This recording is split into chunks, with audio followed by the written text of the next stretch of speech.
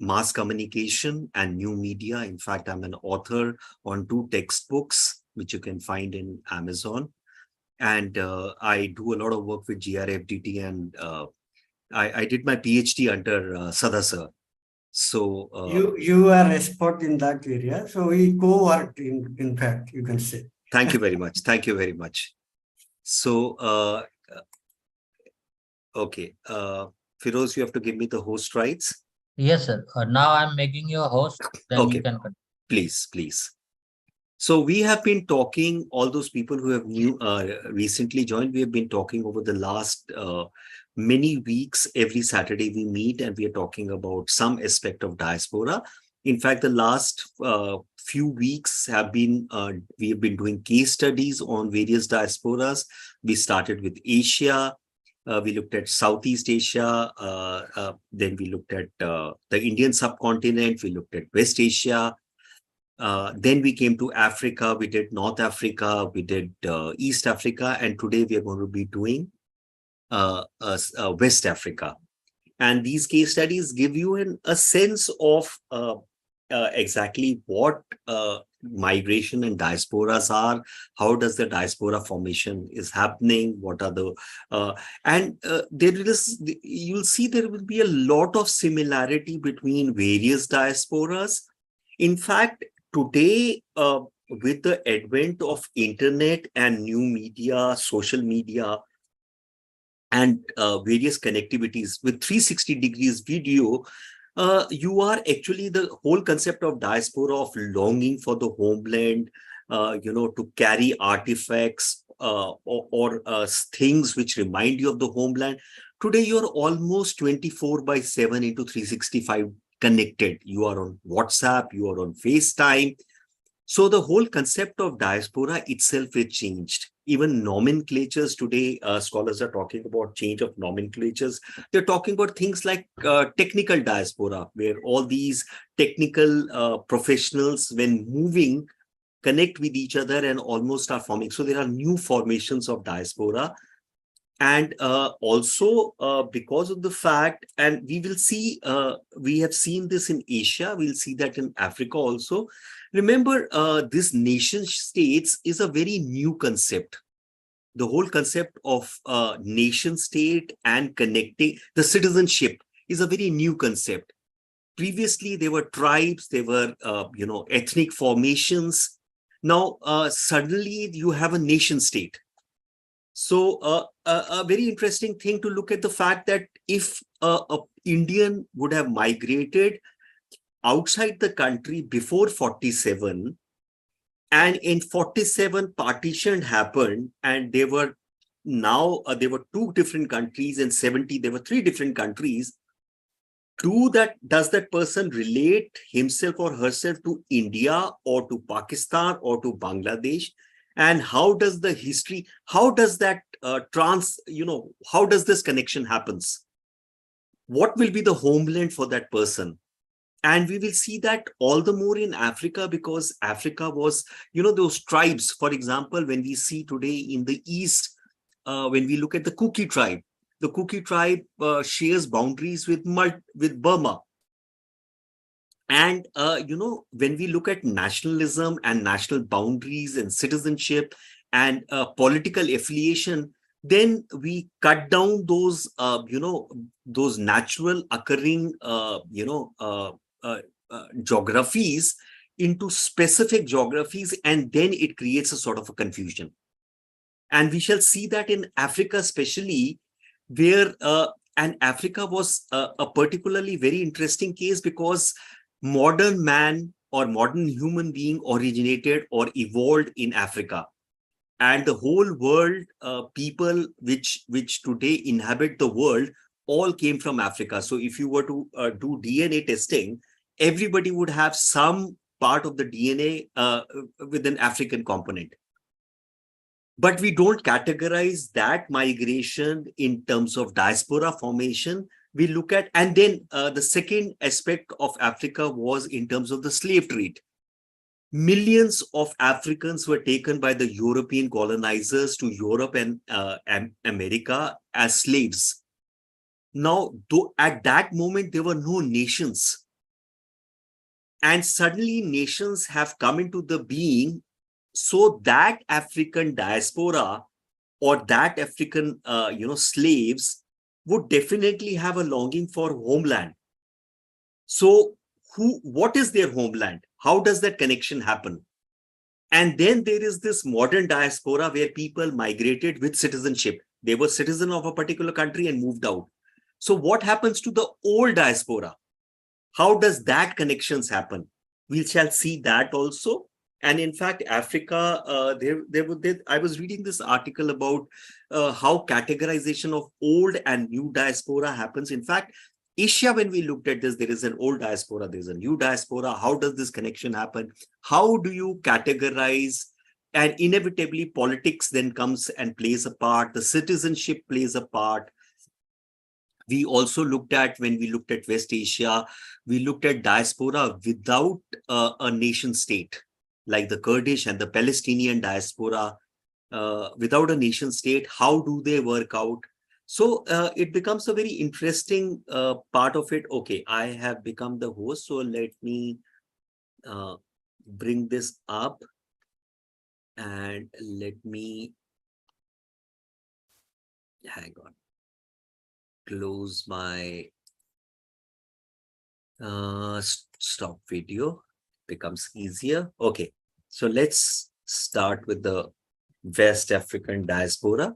You can, in between, you have something to share. You can stop me. You can put it in the chat. You can stop me to ask a question or whatever. We will have a free format that way. Objective is to discuss the historical background of West Africa and West African diaspora, current trends in migration and diaspora for West Africa. Let's start with what is defined as West Africa, because we have seen in the previous units, the definitions and who are defining also makes a difference. So we looked at these countries as the North Africa. We looked at these countries as East Africa. We don't have a unit on South Africa, because South Africa also is a nation state, and I think that's possibly the fact that why South African diaspora, because all this would come under South Africa. But this is West Africa, and these are the various countries under West Africa, starting with Mauritania, Mali, Niger, Chad, Nigeria, Cameroon, and all these countries. And all these countries border the Atlantic, and these were the places from which the slave trade happened. So this map I've taken from Encyclopedia Britannica, as defined by the United Nations. It's very important in academics to first start with a definition, and also to explain where did that definition come from. Inevitably, various organizations or various scholars might use different definitions, and that's where things will change. Consists of 17 countries, occupies 1/5 of Africa, about 400 million. West Africa has been a victim to slave trade. We saw in East Africa also, Madagascar was a place where slaves were taken from. The Kingdom of Ghana was the first empire which dominated the West African region. Another thing that we see as we study diaspora is a interdisciplinary study. There's a lot of history, there's geography, there is anthropology, there is media, there is sociology, psychology, all kinds of things coming in. But when we look at historically how how states got formed, or how kingdoms got formed, and how tribes came about, how cultures got formed, then we are able to make sense of why things are the way they are today. So, for example, the latest conflict which is happening is the Palestinian Israel conflict.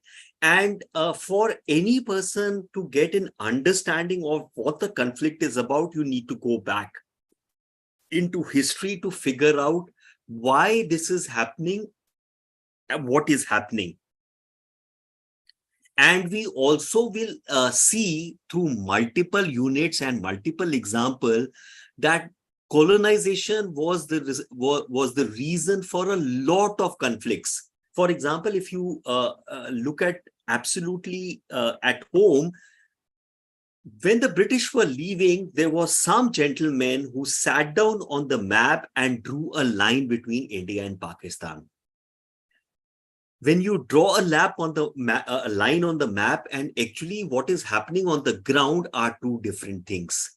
And that is why you have a border which passes through people's fields, where the house is on one side and the field is on the other side. The same is the India-China map. There is, and we see the same thing happening in Africa, where boundaries were drawn, and which resulted in issues which came in later. So the Kingdom of Ghana was the first empire which dominated West Africa until the middle of 11th century,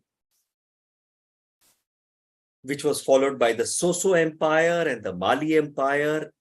And in the 15th century, the Songhai Empire based in Gao. The fall of Songhai Empire led to the emergence of several small states in West Africa, which depended on Europe. And this was the time when the Europeans were on their colonization endeavors. Portugal, France, and Britain emerged as a major trading power. They started off with trading. All European countries started off with trading. And when subsequently the Industrial Revolution started happening, they started taking raw materials from all these, colonized countries. So this was the Songhai Empire. If you see, it's almost covering the whole of West Africa, a large portion of West Africa.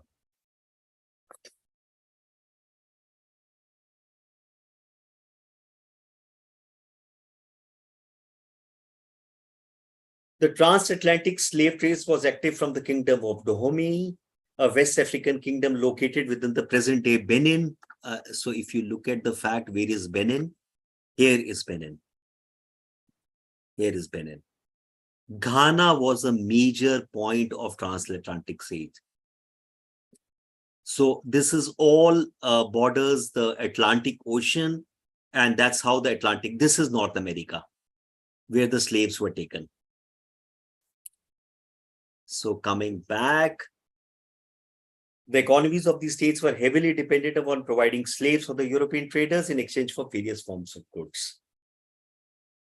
Remember, Africa was the dark continent because inevitably it was the slowest to take off in terms of human development, in terms of infrastructure.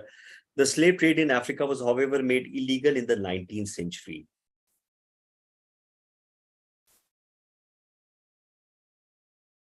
And the French and the British were major powers during colonial rules, made West Africa a battleground.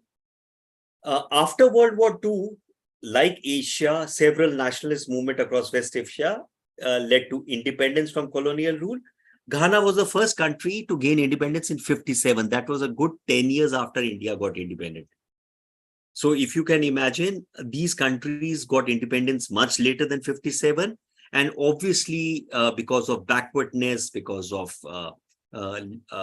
slave trades and human development, and obviously the colonization had a major effect on all colonized countries. India is a great example. But independent nations were not free from problems, instability, political corruption, famine. Many nations still suffer from poverty, epidemic of disease, lack of medical care, and unemployment.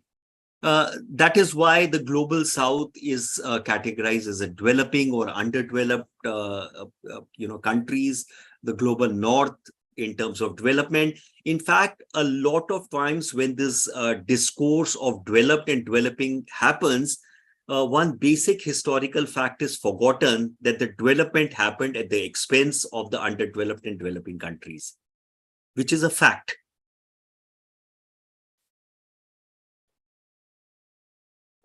Despite a wide variety of indigenous people and culture, there are apparent similarities. Obviously, there are similarities in dress, cuisine, because ethnic or tribes span areas, and then suddenly nation states got formed.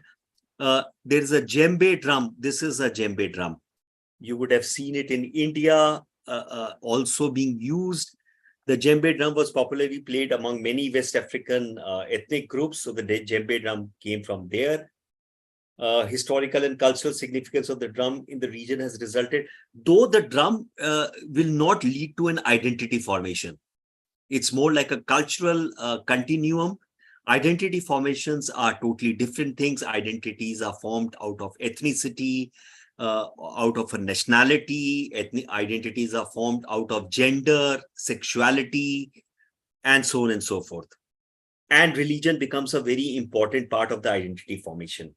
So I was reading on social media that a lot of Americans were very surprised that Gaza had churches and Christianity as a religion.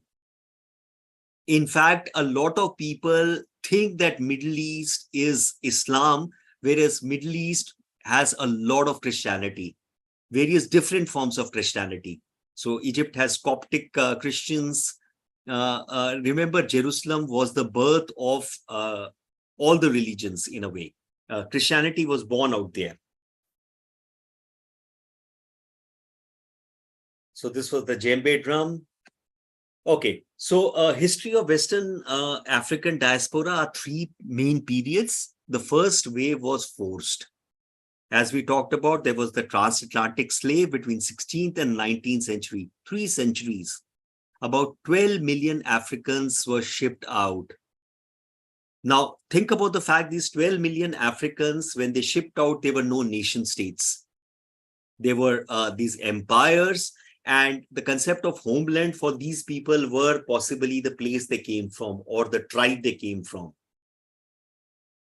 And then their subsequent generations, what would they categorize themselves as? West Africans, as Africans, or African from Nigeria, African from Ghana? It became a very fluid kind of an identity. Contributed largely to the creation of a huge community of West Africans in American continent, especially US and Brazil. They are also referred to as historical diaspora of Africa and often differentiated from later movements of people from continent. So if there are three waves, there are three different types of categories of people who have moved. And we will see that they obviously are very different from each other. This was, for example, a castle which was built by the European traders for slave trade. This one is called the Cape Coast Castle. This was a slave castle where the traders used to stay on the top of the castle, and the slaves used to stay in underground bunkers. And ships used to come and slaves used to be taken. In fact, there was this article about the US Vice President Kamala Harris visiting this castle. And this article talked about the US current engagement in Africa was actually creating more problems than solving issues, because what they had categorized African diaspora was the new diaspora, forgetting that there was an old diaspora.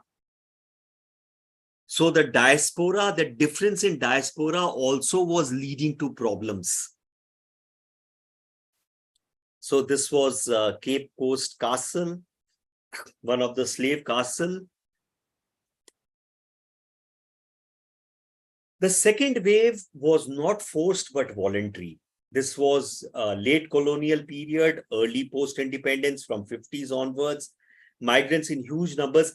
And also we have seen in the last few units, wherever there was a colonial power colonizing a country, there was a natural bridge built between the colonial power and the colonized country, whereby the colonized country people moved to the colonizer.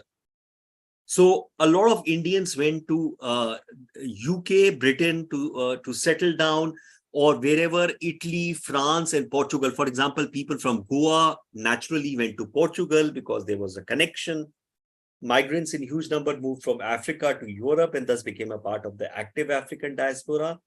These were voluntary. Europe and North America in search of better education and employment. And again, this is a very common thread which goes across. All migration is typically to better one's, either a political state or physical state or financial state. Nobody just decides to travel. And people who just decide to travel are more in terms of sojourners, who want to, visit a place and come back, more like a holiday. They are not actually migrating. They will not categorize as diaspora. Political persecution was also a contributing factor because of not a steady political dispensation. There were all these political persecutions and people moved. And then there was this third wave, which started from the 80s. Again, a voluntary. People left for different countries to escape deplorable conditions. In fact, there is an alternate viewpoint which says that actually people left not because of poverty or other things, but because of the fact they were educated and wanted more. So, for example, we've seen a lot of Indian students go to the US for higher studies. They're not escaping poverty. They are already of a particular socioeconomic class, and then they want more. The profiles of these migrants are diverse, individuals of all age groups, deep economic and cultural ties with their homeland. They have no plans to return, which is how the diaspora formation happens. They have a sense of the homeland, but they maintain ties, but they don't want to come back. So the contemporary had to contend with another important notion, the concept of modern nation state, which is what I talked about. In order to deal with the political and cultural extensions of their travel and network, they were ethnic tribes. These tribes span regions, and then suddenly the nation states came about. And the nation states come about with a political structure, a concept of citizenship. How does one reconcile to that? As I said, today also a lot of older people are not able to reconcile between India, Pakistan, and Bangladesh because they looked at it from the point of India.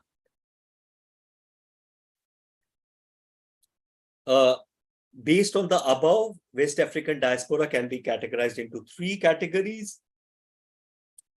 Diaspora of colonization process, of decolonization process, and resulting from the struggles for independence and during structural adjustment. So because of colonization, I said a bridge gets formed between the colonizer and the colonized. And once the colonizer goes away, then how people are able to understand things. Considerable during the closing decades of the 20th century, an alternate viewpoint. Britain and France, the oldest colonial superpower. Recent studies contradict the conventional interpretation of migration, essentially driven by poverty, violence, and underdevelopment. And what they are saying is that increase in West African immigration is the result of process of development and social transformation. So the students who are going from India to US for higher studies are not escaping poverty. They are not escaping political instability. They are migrating for aspiration, capabilities and aspiration to migrate, a trend which is likely to continue in the future. And that's what today the world has become. It's an aspirational game. People today migrate from rural areas into urban areas for an aspiration. And that's where the challenge is. Because if you are not able to provide the same infrastructure or the same employment or other opportunities in the rural areas, people will migrate. Increasing income, education, and access to information and networks have increased. And this is what is happening in Asia too. Chinese, Indians, other countries are migrating based on aspiration. So let's look at the case studies of two particular countries, Ghana and Nigeria. Ghanaian diaspora studies indicate there's no official definition of Ghanaian diaspora broadly or in a very narrow sense. State agencies often use it to refer to people of African descent. Because again, let's assume the fact that Ghana was a slave trade outpost and a lot of Africans went from Ghana they were not Ghanaians, they were Africans. They were particularly the African American diaspora. So Ghana is actually looking at, in a broad view, as all African diaspora who wants to come back can come and settle in Ghana. In fact, they had something called a comeback, scheme. There's also a narrow understanding of the term Ghanaian diaspora referring to Ghanaian citizen. As I said, as nation states got formed and political dispensations came about, the concept of nation state is associated with citizenship. So it's a political identity which comes in. Who had left the country to reside in different parts of the world, such as North Africa, and largely neglecting the huge number of Ghanaian communities residing elsewhere in Africa. So again, this narrow view of diaspora, typically one which is there in Europe, can then create problems because diaspora are other way also. So this particular research, they said that largely constitute educated middle class, unskilled working class during the turbulent years of political instability. There's been a trend among Ghanaian diaspora, especially the elites, to return back. In recent years, there's an inclination even in the middle and working class Ghanaians to return back to the country. In fact, Ghanaian government had this return back policy. Several of the returning professionals have become political and business elites. Like, for example, a lot of students who go and get their higher education in the US come back and come at an advantage in India. 60% of the country's political elites and middle class were trained and educated in the West at some point in the character. So this is the diaspora engagement mapping of Ghana. And if you see, people in Nigeria are much more than people in the United States. Maybe to a certain extent, it could be to do with remittances which are coming from the United States and United Kingdom, or some sort of a colonial mindset which still gets the underdeveloped countries to look at the developed countries and feel that that's where the thing is. So in terms of political rights, Ghanaians have dual citizenships, but they do not have a right to vote in the national elections, and they cannot vote from abroad. So we had seen in terms of East Africa, Tanzania had given that, Kenya had given that right. Tanzania had not given that right. So there are various countries today on the world platforms who are debating on giving voting rights to diaspora.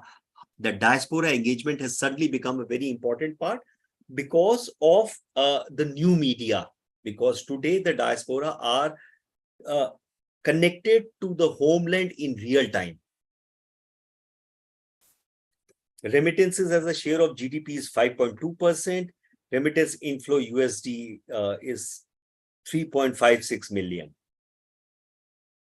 So that's the Ghana's diaspora engagement. Then there is some policy and legislative framework. In fact, there's a document online which I could access. There's a shared growth and development agenda 2014-17. And which is what I'm saying today, all countries are looking at actively engaging their diaspora because because of globalization, because of improved connectivity, and then to add to it new media, internet, and social media allowing real-time connectivity between the diaspora and homeland. 2016, the National Migration Policy, first comprehensive national migration policy framework, again related to brain drain. You would have heard this term in the Indian context too, where India was forming strategies to curtail brain drain and return and reintegrate immigrants. Then there was a coordinated program of economic and social development 2017-2024. Guided development policy, diaspora engagement, participation in national development. These are the kind of the words you will see pretty similar across units, especially when we are looking at the global south. And 2019, the Diaspora Engagement Initiative concept paper, they started off with a concept paper, broad engagement objectives, okay? And 2019 was determined as the Ghana's year of return. In fact, I picked up 2 news items from in BBC and CNN Travel, where Ghanaians quit their lucrative jobs in America and came back to Ghana. And they seem to be doing pretty well. In fact, a lot of political and other elites in Ghana today are returnees, which would create again a sort of a friction, because it's something like this. A lot of Indians really get cheesed off when NRIs start telling Indians how to do better in India. And I've heard a lot of Indians say that if you're so interested, why don't you come back? But the NRIs, obviously, because of an aspirational lifestyle and better infrastructure, do not want to come back. But that's the way it is. It creates certain amount of friction. Let's look at the Nigerian diaspora. Again, Nigerian diaspora is ambiguous, not as straightforward as it appears. There are 250 ethnic groups in Nigeria. The Nigerian identity as still nascent. In fact, a lot of newspaper articles I saw, Nigerian diaspora seems to be pretty, well-known African diaspora. They are pretty successful in America and Europe. And a lot of these Nigerian diasporas, the news item says fly 2 flags. That means they fly the Nigerian as well as the host country's flags. There are the Yoruba, Igbo, Hosa, Fulani dominant ethnic groups. But these groups are often challenged by minority ethnic groups. And this is what we saw in the Afghanistan diaspora, because there are so many ethnic tribes. The concept of Afghanistan as a diaspora formation just didn't take place. Afghanistan people, because of constant turmoil, have been generally having their ethnic identities much more strong or cemented than their national identity. Has attributed to the difficulties in measuring exact size. Unofficial report says there are about 15 million, paying an estimated 25 billion annual remittances. So, but there are other studies which talks much lesser Nigerian diaspora and much lesser remittance. And obviously, it is a question of who defines and how it is categorized. Nigeria is one of the largest African diaspora, has developed dense transnational networks, engaged with the state and homeland in complex and sophisticated ways, which is what Olukyo Ogen in 2017 talks about in his paper. According to Washington-based migration policy institutes, are the most Nigerians in US are the most educated immigrant group, outdoing even Indians, with 61% holding a bachelor degrees compared to 31% of total foreign-born population, which was actually news to me too.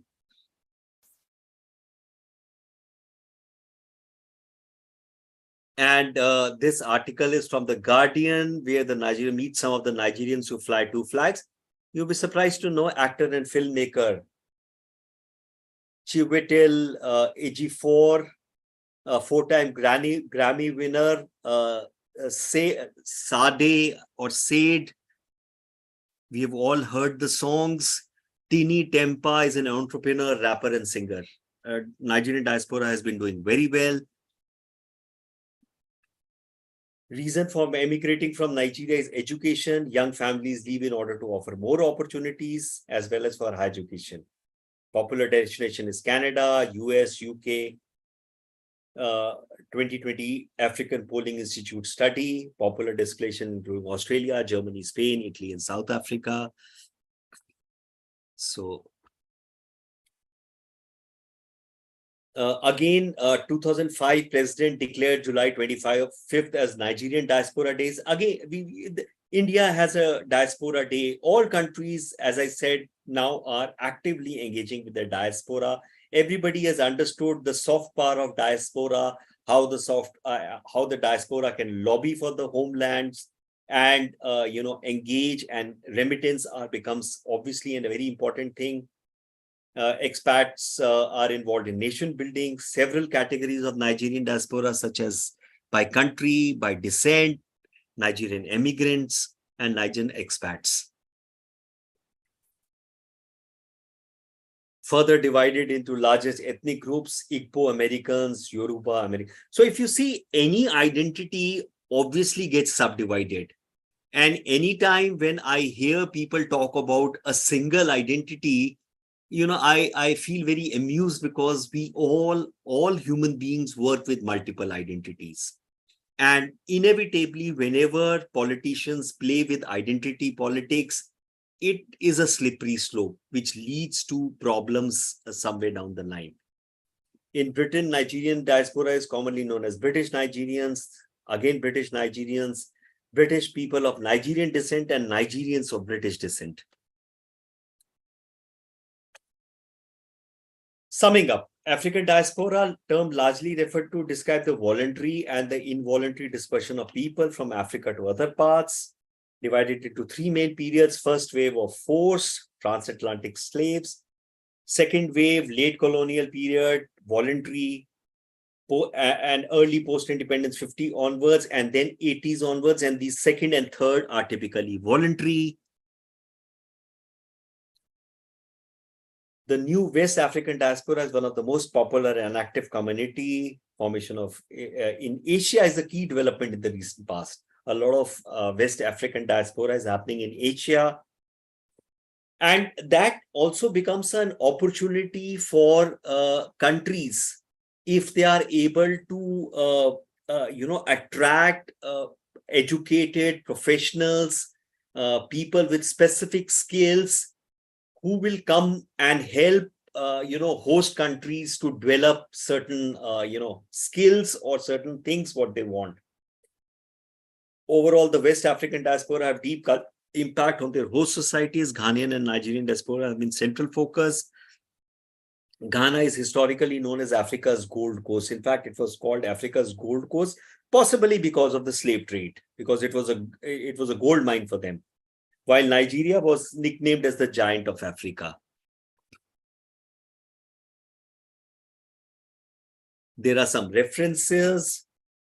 There are other references given in your course material. I picked up a few of them. There is one on migration in Nigeria. There is one on mapping the study of African diaspora, classic trends and new themes.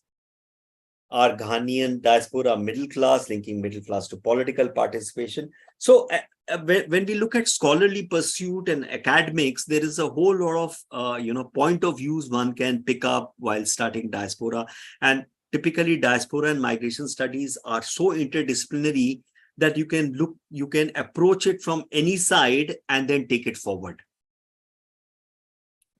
Okay. I reached the end of this, and questions. I hope I didn't go too fast.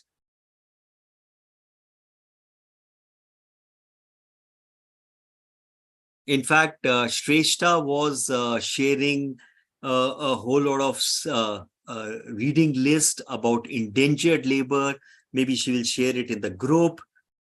So she, she showed, she was sharing with me, many, and in fact, a great way to look at a diaspora and understand diaspora and their conditions is through popular cinema and literature. Yes, Vikas, tell me, please.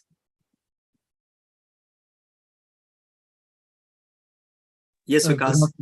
Good afternoon to you, sir. Good afternoon. Please. This is my first class, and if you allow me, I'll introduce myself. Please. So that I am Vikas, and I happen to serve with the United Nations for around a year, and I traveled in East Africa. So, and interacted with the people in Uganda, South Sudan, and then Ethiopia also. Okay.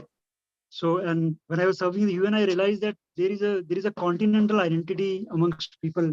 Okay. Especially when we talk about Africans, they associate themselves as African. Europeans associate themselves as a European. However, there is no Asian identity that was missing. In Asians, when we talk about our countries more. Okay. And particularly the Middle Eastern part. Okay. So, in your opinion, do you think that the lack of that Asian identity is also a issue, is a reason why why Asia is relatively unstable as compared to other countries? Because Africans have an African identity, Europeans had a kind of European identity. So, is that missing link? The African identity is missing. So, do you think that has something to do with our instability in the region, sir?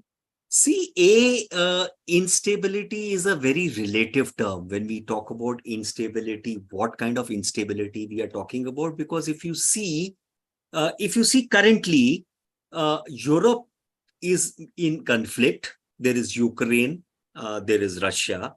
Then there are Armenia, Azerbaijan, which comes in more in the Asian part, West Asian part. There is the Balkans are always in conflict. Africa, if you see, there's a war going on. In fact, Yemen comes in West Asia. Yemen, there's a war going on. If you look at Africa, there is instability all across Syria. The civil war is still going on. Let's forget that. If you look at America, there's an ideological war going on there. Think about the fact that 200 years of democracy, America has recently overturned an abortion law. So instability is a very relative term, number one. And again, if you pick up the history of human beings have always had this conflicts and instability. In fact, it's a very sad thing that after 2 world wars where millions died, human beings at one point realized the fact that wars do not solve any problems, and yet conflicts continue to happen. But this is the story of human beings. So that's one. Secondly, as far as African identity and Asian identity is concerned, again, you have to understand that Europe is a very small continent, extremely small. So to have an identity in a very small place, and then, is Europe having an identity? Because earlier they were split between West Europe and Eastern Europe. Eastern Europe had an identity which was under the Russian identity. These identities keep on shifting. And again, when we look at African identity, possibly you might have, again, you were coming from outside. When you start, working with these people, for example, in Asia, if you look at it, India and China seem to be 2 civilizational nations, big nations, huge nations. And inevitably, that's what we were saying, in Europe and America, Indians do not come as Asians. Asians are typically Chinese, Japanese, Thai, etc., etc. Indians come in Southeast Asia. In fact, Pakistanis, Bangladeshis, Afghanis, Indians will fall under the Indian subcontinent. So these identities get further split up, and inevitably, which identity plays out will be based on a lot of political and other consideration. Vikas? Sir, understood, sir. Thank you so much, sir. So my second question is about the Siddhi. Second question is about? Sorry, sir. Second question is about? About using the African diaspora, which has come to develop our relations with them. If we read about the Africans who settled in India, we call them as a Siddhis. Correct. The Africans who settled in India, Siddhis of India. Correct. And when I was there, I realized that China has a lot of footprint in Africa. Correct. Wherein, if we see in the economic terms, we are lagging in that. Okay. So, do you find a case in exploiting their historical relationship with Africa to further strengthen our relationship? Absolutely. In fact, sorry, bolo. Because that is something, sir, which I found that Siddhis are still not in the mainstream, and we are not able to exploit their historical linkages with Africa, wherein we are in a position as a country wherein a lot of resources and people trust us. When we were there in UN and we were interacting with civilians in protection of civilian camps or there, so they have a lot of trust on India, a lot of faith. But somehow we don't have that kind of footprint, both economical and social footprint. Okay. to engage with them. So because there is an active competition between India and China in Africa. That definitely is there. China definitely seems to have an upper hand, considering the fact that, India always throughout history, if you read, was a nation which welcomed immigrants. So every place in the world where people were persecuted, one of the first countries they would come to was India. And that is why if we decide or try and change that basic nature of the Indian ethos or the culture, it will harm us. So that trust has happened over a period of time. Remember, India was the originator of the non-aligned movement, which helped us go through the Cold War. But yes, these are political things which various countries have to figure out. But I know for sure that India is actively engaged in Africa. There is an active competition between India and China for African mindset. In fact, in the G20, India proposed a chair for the African Union as a part of G20. So obviously that competition is there. And again, the governments would have to figure out how to do this engagement. But naturally, India was the go-to place for all people who were persecuted anywhere in the world. And if we try and change that, basic ethos of India, it will harm us. That's what I understand. Vikas? Sir, thank you so much, sir. I'm finished with my question, sir. Thank you. Okay. Anjali, please. Good afternoon, sir. Hi. Sir, I just wanted to, comment about what Vikas was speaking, that, the Europeans have as Europeans, but I think that's to do with, the outsiders. We probably a lot of, Asians or, people maybe from Africa also, do not really can't distinguish Europeans, from whichever country. But for example, the Italians cannot get along with the Germans. Correct. So they by themselves, they're too different. The English cannot get along with the French. Exactly. And the English, exactly. So that's there. And also I feel that again, probably on the Indian ground level, we still have to catch up on a lot of fact that probably this statement will people will think that I'm being very, very negative about it, but not a problem. Indians can be racist. We can be racist because we make the difference between fair skin and dark skin, which is a colonial hangover. Yes. But that besides the point. Again, the fact is, unless active cooperation, because in fact, unless there is more active cooperation between the Asian countries. See, Europe today is a economic union. Sir. So and similarly with Africa, they have formed sort of an African union where there are active collaborations. Asia, we still are, kind of shy to engage. So the look east policy of India, which started during I think the first UPA or the second UPA government, that policy was actually to actively collaborate with Asian countries. And, the more you get to collaborate economically and then culturally, and that's where we were looking at multiculturalism and interculturalism. We use that term. We speak a lot about multiculturalism. Multiculturalism almost means that I do not care about the other culture. It is there, I accept it, but I don't care, which we see in this country also. There are so many cultures and we just do not know about our neighbor's culture. We don't even try and find out. And that leads to conflicts and frictions. So, interculturalism is a better term where, you are able to engage in each other's culture. I think Asia, that is where, as and when Asia starts engaging more with each other, possibly the concept of a unified, but Asia is too big. Look at India and China, the most populous countries. and then subdivide it into so many identities that it becomes a little difficult. So this is how it flows. Anjali, you are absolutely right. A lot of times, a lot of these identities play out for an outsider, but when you sit down, there are other things which happen. You're right. Any other question?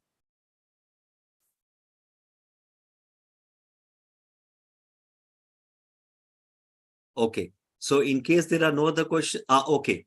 Santhia. Yeah, please tell me. Yes, sir.